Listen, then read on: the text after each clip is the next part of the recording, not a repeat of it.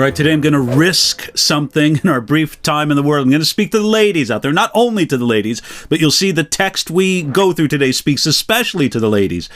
I want to speak to you about the fact that nobody wants a scab for a crown. What possibly could I mean by that? Check this out. Isaiah chapter 3, verses 16 and 17. Moreover, the Lord says, because the daughters of Zion are haughty, and walk with outstretched necks and wanton eyes, walking and mincing as they go, making a jingling with their feet. Therefore the Lord will strike with a scab the crown of the head of the daughters of Zion, and the Lord will uncover their secret parts. Now, many years ago, I read a story in the Los Angeles Times about a woman named Michelle.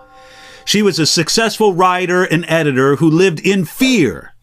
She feared the day that her husband might discover her secret stash of credit cards, her secret post office box, or the other tricks that she used to hide how much money she spent shopping for herself. That article in the Los Angeles Times went on to describe that even though this woman lived with that fear, Michelle said that she didn't think she was doing anything wrong. That article quoted her as saying this, I make as much money as my husband. If I want a $500 suit from Ann Taylor, I deserve it, and I don't want to be hassled about it. So the easiest thing to do is to lie. She said that last year when her husband forced her to destroy one of her credit cards, Michelle went out and got a new one without telling him. And this is what she said, I do live in fear. If he discovers this new Visa card, he'll kill me. Now, I'm not trying to be hard on this woman, Michelle, or on the women in general. Men can certainly be as materialistic as women. Yet in this passage from Isaiah, God spoke to the materialistic women of Judah. In Isaiah's assessment, it didn't begin with materialism. It began with pride.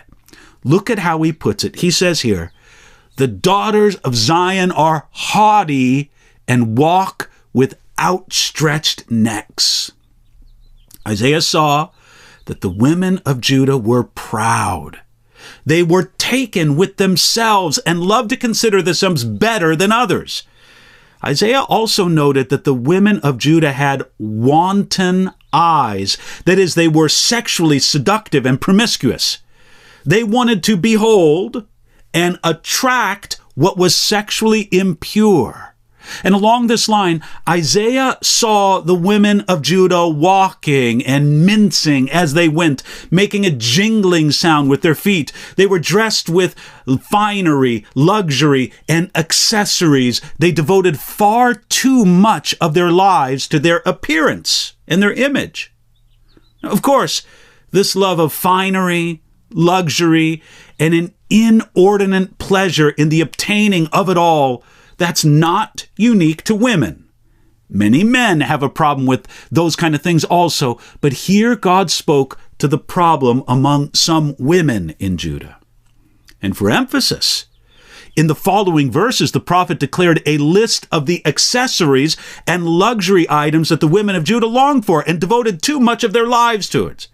He said the jingling anklets, the scarves, the crescents, the pendants, the bracelets and the veils, the headdresses, the leg ornaments and the headbands, the perfume boxes, the charms and the rings, the nose jewels, the festal apparel and the mantles, the outer garments, the purses and the mirrors, the fine linen, the turbans and the robes.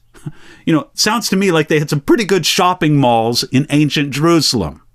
Now, one tragic aspect of all this was that the obsession with their appearance, their love of luxury, and their promiscuity made the daughters of Zion ripe for judgment. Under God's judgment, their crown would become a scab, and instead of being beautifully adorned, they would be exposed and humiliated. Also, the Lord would take away the finery.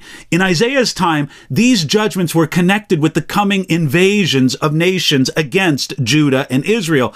But because of scarcity and disease, those haughty daughters of Zion would become sick and diseased and humiliated, and all their wonderful accessories would be taken away.